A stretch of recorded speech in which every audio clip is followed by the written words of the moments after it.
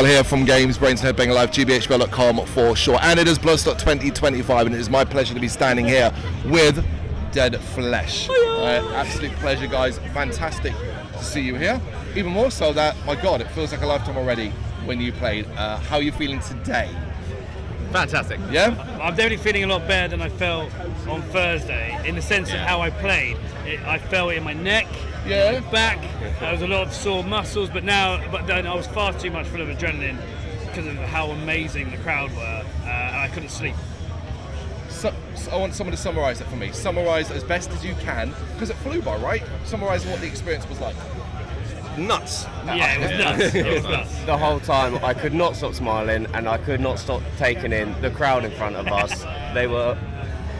No, but it's more when he said he couldn't stop smiling, like somebody explained to us that we did the whole cool rock and roll metal entrance with the guitars playing and we come out all cool and stuff, and 5 seconds into it we all started laughing because it's like, oh my God, it's doing it. Very much ruined the cool image very quickly. What about, well, the crowd was wild. I was there. The crowd was absolutely wild. Did you have any expectations beforehand? No. I thought what we saw in soundcheck, where it's quite, not sparse, but there's a decent number of people, I assumed it would be that. When we went back out after soundcheck, it was rammed. I couldn't see the ground anymore, and but it's also the fact that the crowd were giving us so much energy and excitement back.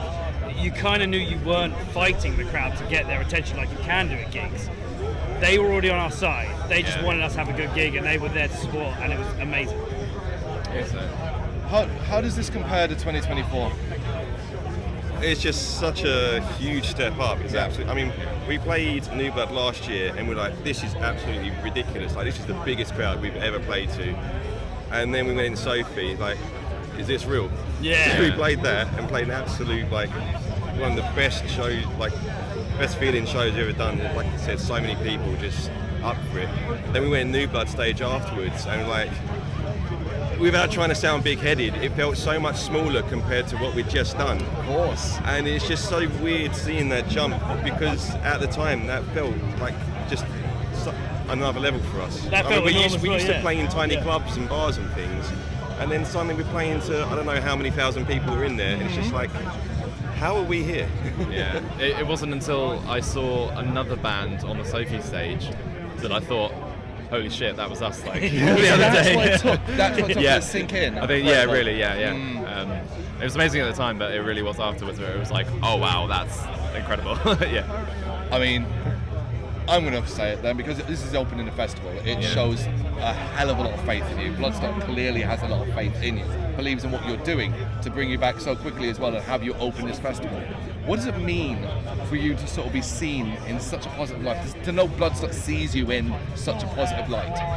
What does that mean? It means a lot to me, I think, personally, because it's, since I was young, I've always wanted to be one of those, blokes singing and screaming on stage. Yep.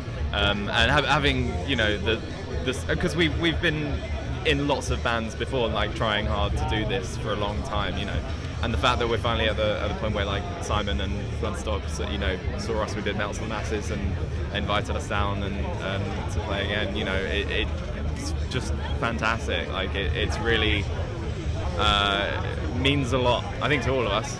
Yeah, we all agree. My first festival at Bloodstock was 2018, and I have not missed a year since.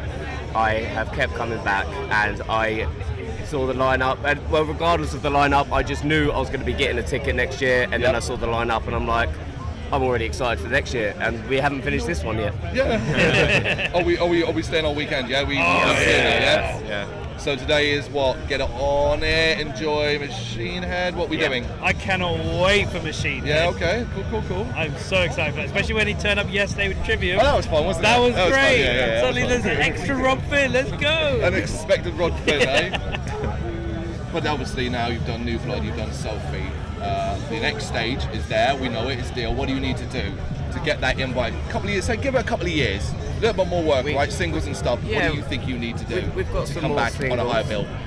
And also, I think we need to get us a few more big gigs before, starting with the Underworlds on the 29th of August, which we are very much looking forward to be opening up to the Grave. Oh, that's the gig, of course. Absolutely, I'm there. I'm actually at that. You show. at that gig? Yeah, Oh, yeah, let's yeah. go. I'm thinking, what was the 29th of August there? But you're right, because Beyond Extinction. Yes. There as well. I've Absolutely. seen them and And you definitely want to be there by 7:30 on the day. I'll be there. It's my local. Camden Underworld. It's my local. I'm London. That's where I spend my life. So it's totally fine. Amazing. You're going to have to be there the week before as well then, when we're at Assembly. I'll be there flesh. God, you're everywhere. How are you doing? Are you satisfied with what you've accomplished this year so far? I think so. Like I say, we just played the biggest show we've ever played. We've got a few cool shows lined up. We've released a single that I'm really happy with. I've got another one in the pipeline that I'm super excited to get out. Obviously, we played it first time the other day. Seemed to get a good reaction. Personally, I'm pretty stoked. Yeah. I am never happy. Okay. But that's just, I feel like that comes back to many different issues for me where I always have, so I go back to my Crohn's disease. I had a lot of issues with that a few years ago. It's got better, which is good. Good. But I am always trying to get the next thing now because I don't know when my now will stop because of how bad it used to be. So it turns out it kind of gets in the way of how much I can enjoy things because it means that I don't really appreciate what I'm in the middle of because I'm always going, well, I need to get everything now. Right. So yeah, at the moment, I wouldn't even say I'm satisfied with. Even though Thursday was great and it was amazing, right now I'd be like, I want to do Sophie on a normal day. Okay. That's fair. No, that's fair though. It's ambition, right? You got to have ambition to be in a band. Otherwise, what's the bloody point? You know? Yeah.